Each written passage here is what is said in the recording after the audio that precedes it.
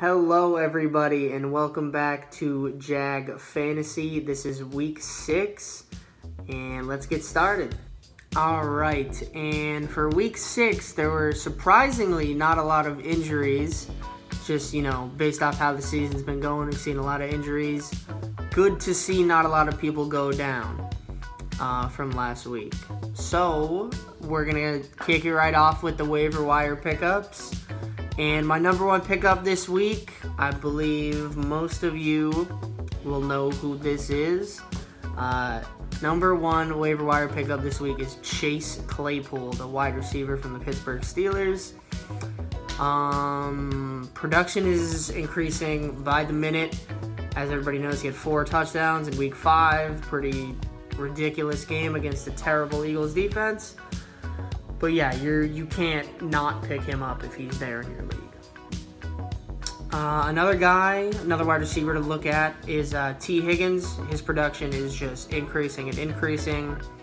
Soon, he's going to be the number 2. Tyler Boyd will be the 1. T. Higgins will shift into the 2 as A.J. Green just continues to not be good at football and get hurt while doing it. Alright, and I have 2 running backs to look at this week on the waiver wire. One of them is Latavius Murray, mainly just because when he gets in the game, when Alvin Kamara is not in the game, he is decently productive when he touches the football, and that's what you want. When he touches the football, you want yards, you want touchdowns. And he does get some goal line carries once they get down there if Kamara's tired. Alright, and another running back is Alexander Mattison. I know I said there wasn't a lot of injuries from last week, but one of them was the Sunday night game, and it was Dalvin Cook.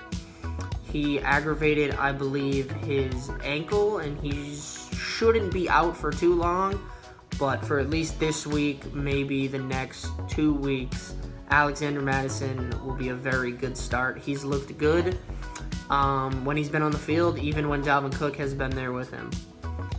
And a final pickup for this week is Ryan Fitzmagic, baby. He's going up against the Jets, so that's another reason to pick him up. But he's also been on the money, coming off a really hot week of 43-17 win, I believe, against the San Francisco 49ers. Him and that whole offense have looked very good, and yeah, I think you should pick him up if he's there this week. I think he's a must-start if you have him. Alright, and let's get into the stardom sit-em for this week. And my number one start for this week, or one of them rather, is Jonathan Taylor versus the Bengals. Even though the Bengals defense is probably their stronger suit, I still think Jonathan Taylor is going to feast on that D-line, because if he reaches that secondary, it's over. He's gone. And another young running back that I'm looking at is Antonio Gibson this week against the Giants. I think you should start him. That Giants defense, once again, probably talk about it every week. That Giants defense is atrocious. And Antonio Gibson really, came out of nowhere this season, is being really productive with the touches he's getting. And I have 2 wide receivers and a tight end to start this week as well. I have Kenny Golladay versus the Jaguars and A.J. Brown versus the Texans. So first off, Kenny Golladay versus the Jaguars, great matchup. Really the only corner they have is C.J. Henderson, who's played fairly good football in his rookie year, but I don't think he'll be able to match up against Kenny Golladay and be able to cover Marvin Jones as well. As for A.J. Brown against the Texans, I think that is a great start. That Texans defense has looked absolutely awful, and the whole team has just looked awful in general. So I think it's going to be a blowout, as the Titans just blew out the Bills on Tuesday night. So I think this Titans team is rolling, and you should start A.J. Brown. And my final start, I told you it was a tight end, and I was talking about how good the Titans are going to do against the Texans, in my opinion. And I also believe that you should start Jonnu Smith if you have him at tight end this week against the Texans. He's been easily a top 10 fantasy tight end this season. I think he's had about roughly 70 points over these 5 weeks. And he has been just a force to be reckoned with. And finally, we're going to get into the players who you should sit this week. And I have 2 players going up against the Ravens on the Eagles that you should sit this week, in my opinion. One of them being Miles Sanders, the running back for the Eagles, going up against Baltimore, as I said, but had a good game against that Steelers defense last week, but it wasn't as good as it seemed on paper. He had a 70-yard touchdown, and then after that he had 10 carries for 6 yards or so, I believe. But he did have 2 touchdowns, so if you're looking at Miles Sanders, I personally, going up against the Ravens defense, don't think that's a great start. He's been inconsistent, but if he can find the end zone, that's where it looks like he's going to make you your points. And I don't see this Eagles team putting up a lot of points on the Ravens. And as I said, the Eagles not putting up a lot of points on the Ravens. I have Carson Wentz, who you should sit against the Baltimore Ravens.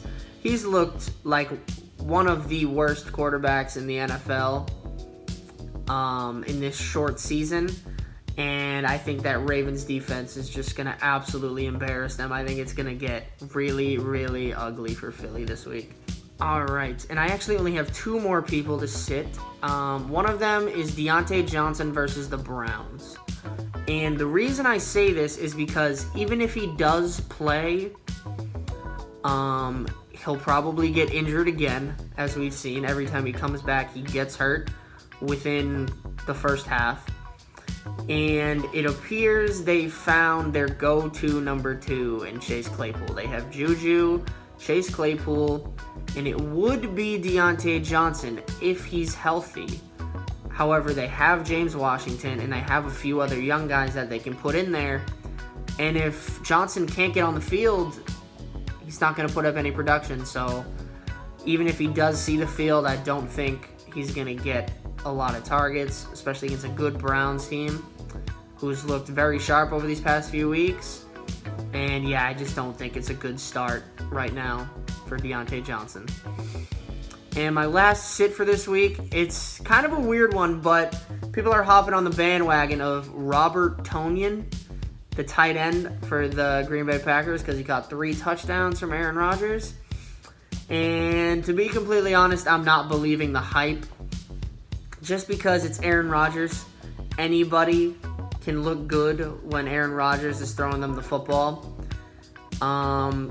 He's talented for sure, got some nice hands, run some nice routes, but this Buccaneers defense is young, they hit hard, and they've just been playing all around really good football. And Devontae Adams is also back, and I just don't think Robert Tonyan is going to get the volume or the touchdowns to be your starting tight end this week.